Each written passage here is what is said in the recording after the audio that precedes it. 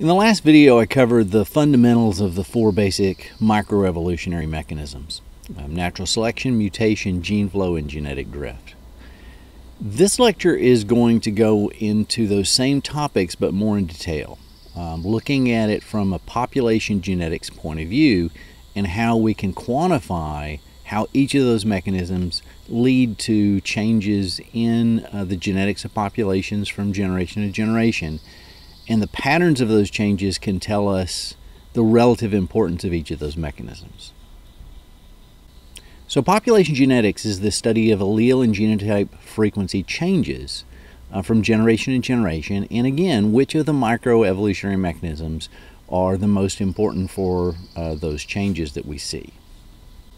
But if we're going to have some statement of change, we also have to have some statement of what the stable situation is. We have to have some null model or null hypothesis. And we have an equation that we can use to say this is what we would expect generation after generation for a population to experience if it's not undergoing any kind of evolution at the population level. And we call this Hardy-Weinberg Equilibrium. It is the null model for population genetics.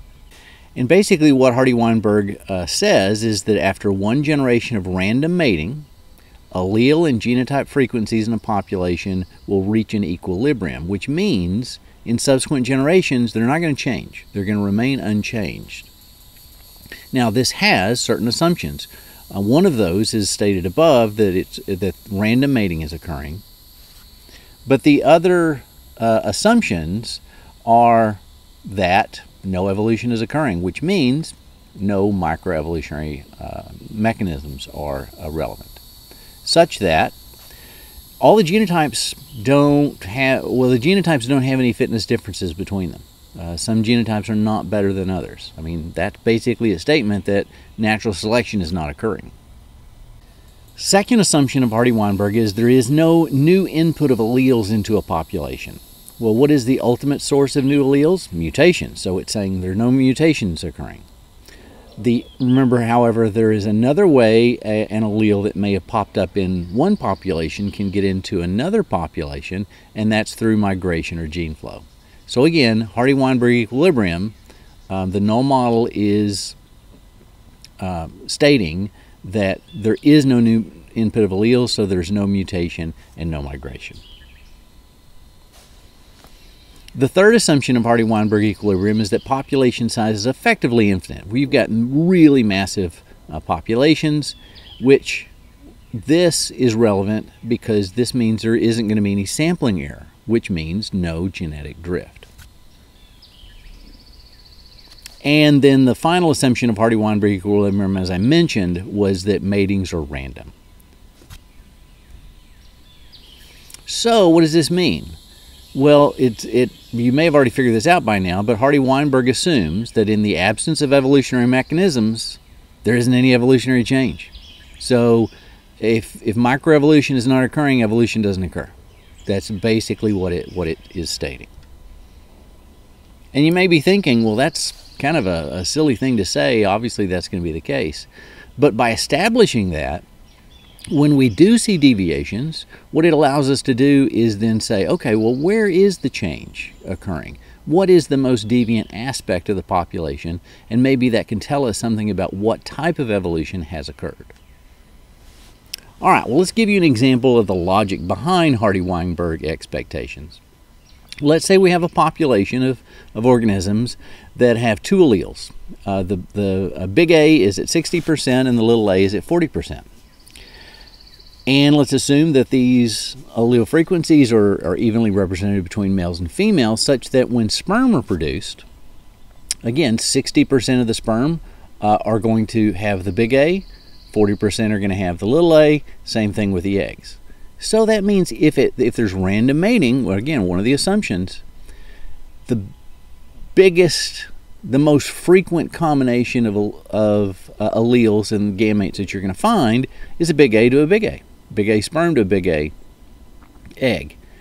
60% times 60%, shown over here, to produce a zygote that is a homozygous big A, homozygous dominant, That's 36%. 36% of the time, under Hardy-Weinberg expectations, that's what you're going to be getting.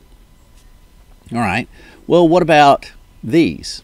Okay, the little a's in sperm, there aren't as many of them. Most of the time, they're probably going to be combined with an egg that's a big A. Okay, that's going to be the most likely situation. So it's going to be 0.4 times 0.6, right? So that's what we got right here, 0.24, to get you a heterozygous situation. But that's a heterozygous situation associated with a little a sperm and a big A egg. You can also get a heterozygous combination by getting a big A sperm and a little a egg. And it's going to be exactly the same ratio. So it's still the 0.4 times 0.6, but it's just the position of those is the change. So really, there are two ways that you can get heterozygotes, and you just add these two numbers together. That's going to be 48% of the population expected. Now, the rarest allele in this situation, at only 40% in both sperm and eggs, is the little a. So you would expect that combination in the zygote, the homozygous recessive, is going to be the least common in the population.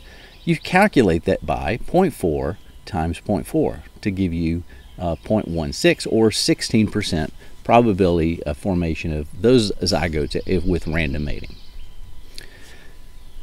Now, those of you who are kind of more mathematically inclined may have recognized this is basically a use of the binomial equation. And so we can give both of the alleles in this two allele system, link them to a variable p or to q. So the dominant allele, we're giving it the p designation, so you square that. See, 0.6 times 0.6, 0.36. Well, the q is going to be the little a. So again, you square that, 0.4 times 0.4 to 0.16.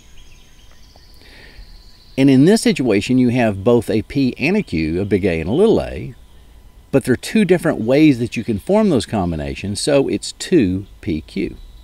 So basically, you take p and q and multiply them together once, twice, and then add them together, or multiply them by 2. Okay, so that's the logic of random mating and random assortment of alleles to produce zygotes in a random pattern. Now, if we then take this population of individuals that were formed in this way to produce this population, then if those individuals produce gametes, they will be doing so in the following manner. If you're a big A mouse, the only gamete that you can produce is a big A, right? And so you can do that. So 36% of the population, 0.36, that's all the gametes they can produce are big A. Over here, for the little a, there are fewer of those in the population, only 16% of the population. So 16% of the population should be represented by just little a's coming from individuals that are homozygous little a. Individuals that are heterozygous can produce different combinations of gametes with different combinations of these alleles. So given that 48% of the population is heterozygous, half of the time they're going to produce a big A, and half the time they're going to produce a little a. So you take the 0.48 and multiply it by a half, or divide it by 2. And you add that to the other way that you can get a big A, and so it ends up to be 0.16. Okay, for the little a, remember, all these individuals, 0.16, all they can produce is that, so you get that contribution of little a's. But then again, half of these individuals are going to produce little a gametes, so you have to add that to it, so you get 0.4. Now, if you remember, we started off with a population that was 60-40 in this exact same ratio. So in this situation, this population is experiencing no change in its allele frequencies. So the formula for the calculation of what we call the allele frequencies is, in this case, it would be the expected allele frequencies being produced at random, would be all of the homozygotes plus half of the heterozygotes of each type. So this is the situation I just described. We had this initial allele frequency. It produced zygotes in this ratio. And then if all of those juveniles survive, there's no differential survival and reproduction in that situation. There's no natural selection. And if they all survive to adulthood and they produce, and they have random mating with the random production of the alleles, your final allele frequency again is going to be the same, 0.6 and 0.4 for the big A and the little a. So there's no drift going on here. There's no natural selection. There's no introduction of new alleles from either gene flow or mutation. So we are seeing our initial allele frequencies not changing from our final allele frequencies. All right, well that's what could happen, but let's say we do have a population of mice and they mate randomly, and we start off with exactly what we experienced there. So we got 0.6 and 0.4 initial frequencies, but now we end up forming this combination of zygotes. Okay, so we get 57, 34, and 9. Now, those numbers don't change subsequent to that formation of the zygotes, so there's no selection going on. But when these individuals then mate and produce their alleles, this is their final allele frequency. We see an increase in the big A and a decrease in the little a.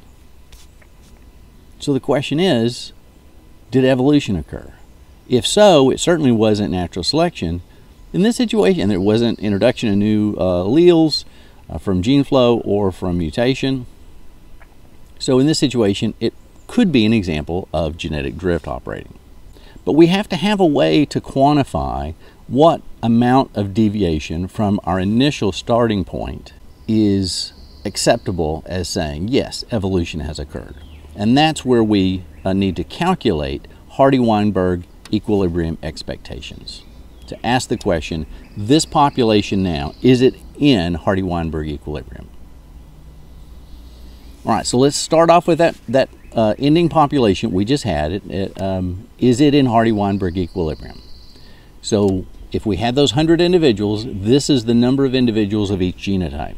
This is what we call the observed genotype numbers. We need to calculate the observed genotype frequencies. That's capital P, capital Q, capital R, and how you calculate this is you take each genotype and divide by the population number. In this case, it's 100 to make these calculations easy. You don't always divide by 100 though, okay? It's very important that you pay attention to these steps on the exam. You're going to have to work one of these problems and try to test for Hardy-Weinberg Equilibrium, and so you need to know how to do this. And you also need to know what the terms are for each of these. This is the observed number of individuals of each genotype. This is the observed frequencies of each genotype. And you get that, again, by dividing each genotype by the population size. Now, in these calculations, one of the good things is a lot of it is going to be self-checking.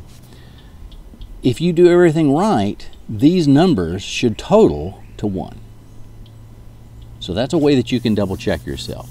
Now, with rounding error and stuff, it may turn out to be 1.01 or 0.99. That kind of rounding error is acceptable, so don't worry about that. But in general, carry things to, 2 or 3 or 4 decimal points, and it'll minimize that. All right, so now what we have to calculate, given that we know the observed genotype frequencies, what are the observed allele frequencies? The P and Q, the little p and the little q. Okay, so again, how do you get the big A, which is the little p? Well, all of these individuals, that's all they can produce, right? They just have 2 big A's, so 0.34. These individuals can produce either or, half of which are going to be big A, half of which are going to be little a. So half of them, half of 0.57 is going to also be added to this 34 for a total of 0.625. Do the same thing for the little a.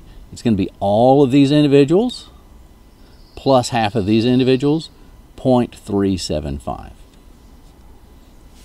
So what we've calculated now, here are our observed genotype frequencies. These are at observed allele frequencies. And again, notice that you add these two up and it should add up to 1 or something very close. So now we've got our observed numbers. What we have to ask now is this within the realm of Hardy-Weinberg expectations? To do that, we take these numbers, the P and the Q, the observed allele frequencies, and plug them into the binomial equation, the P squared plus 2PQ plus Q squared. So take P, square it, it's 0.625 squared, calculate that number, plug the numbers into here, calculate that, and then add both of those to this number. But I want you to go ahead and calculate both of these separately, because the magnitude of these numbers is going to be important in our analysis of Hardy-Weinberg results later on. So you get these numbers, and again, they should add up to 1, and you're thinking, great, I've calculated some numbers, but what do they actually mean? Well, these are our expected genotype frequencies under Hardy-Weinberg equilibrium. So 39.1% of the population should be homozygous dominant. 46.9% of the population should be heterozygous. And 14.1% of the population should be homozygous recessive. The next step is going to be really important for when we do our statistical analyses. While these are our expected genotype frequencies, we want to calculate now the expected number of individuals of each genotype. So how do you do that? Well, you do exactly the opposite of what we did up here. Instead of dividing these numbers by the population size, we're going to take these numbers and multiply them by the population size. So that's how I get these numbers right here. These is the expected number of individuals. The line above it is the expected genotype frequencies. So now the question is, are these numbers similar enough? So we observed 34 individuals of homozygous dominant, but Hardy-Weinberg equilibrium would expect 39.1. For the heterozygous, we observed 57 individuals, but Hardy-Weinberg equilibrium expects fewer than that, 46.9. And then the same thing for homozygous recessive, 9 versus 14.1. So the question is this population in Hardy-Weinberg?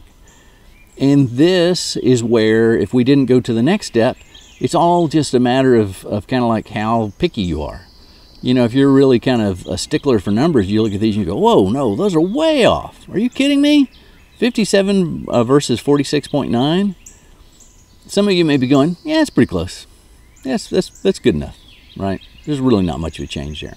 So we have to have some objective way of determining, can we reject Hardy-Weinberg equilibrium as a null model? So to do this, to test for this deviation and see if we can reject it or fail to reject it, we're going to use a goodness of fit test, a statistical test called a chi-square test.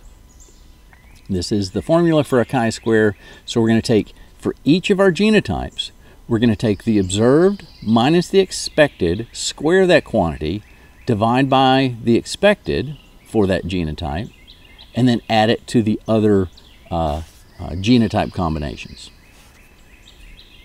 So sum those together. So for our numbers that we've calculated so far, our observed homozygous dominant was 34 minus 39.1, which was our expected. You square that and then divide by, again, the expected. So this is for homozygous dominant, this is for the heterozygotes, and this is for the homozygous recessives. And again, you add those up. Unfortunately, this is the area where you don't get a nice self-check. You're going to come up with a number here, but this number is going to change every time. And there's no way that you can kind of use the results to check your math. So just be very careful about your math when you do this calculation of the chi-square analysis. All right, so we get a chi-square number. In this case, it's 4.685. Great. What does that mean, right? So that in itself doesn't mean anything. We have to compare that number to some confidence limit threshold. And we usually call this the alpha level. And in biology, we use an alpha level of 0.05 or 5%, which basically means we're looking at the probability of this number being a certain degree of deviation. And we want to say when it's this far off of what our expected is, we're willing to say, yeah, that's significantly different. But your specificity in that with using a 0.05 alpha level is saying 95% of the time if I make that determination, I'm probably right, but 5% of the time I could be wrong when I say that there's a difference and there really isn't one. In this case, that threshold number that represents an alpha of 0.05 with 1 degree of freedom is, for this chi-square test, is 3.841. And that's what it's always going to be, because I'm only going to make you do a 2 allele system comparison. You could do a trinomial equation, a larger examples with more complex genetics. But as long as you can do a 2 allele system and understand that, that's my goal here. So this number is not going to change. It's always going to be 3.841. That is what we call our critical value, our critical number. And in this case, our calculated chi-square, 4.685, is larger than our critical value. So we can therefore say, with at least 95% confidence, that this population is not in Hardy-Weinberg equilibrium. In other words, we are rejecting Hardy-Weinberg equilibrium as the null hypothesis. Now, before I go farther, one of the things I wanted to point out in the calculations of Hardy-Weinberg here, notice that I'm using the number of individuals of each genotype and the expected number of individuals of each genotype. It's very important in these statistical tests you don't use frequency data. Frequency data oftentimes just don't work with statistical analyses, or at least parametric statistical analyses. So one of the biggest mistakes students make when they're doing these calculations is they use the observed and the expected frequencies. Don't do that. Be sure to use number of individuals observed and expected of each genotype, as I've done here. Okay, so studies have shown that most loci, most gene loci in most populations, are not in Hardy-Weinberg equilibrium. And you may be thinking, well, if that's the case, if there's been a lot of study to show this, what's the point of this? Well, that is the point. The power of Hardy-Weinberg equilibrium as a null model is the recognition of the fact that most loci are not in Hardy-Weinberg equilibrium. This means evolution is occurring. So one or more of the assumptions of Hardy-Weinberg equilibrium has to be violated. And therefore, it leads us to try to understand what's going on. Is drift playing the biggest role? Are we dealing with small populations and drift is causing deviations from Hardy-Weinberg expectations? What's the power of mutation? We're going to cover this in the next lecture in more detail, the relative magnitude of the effect of each of these microevolutionary mechanisms working in combination or working solo to lead to deviations from Hardy-Weinberg equilibrium.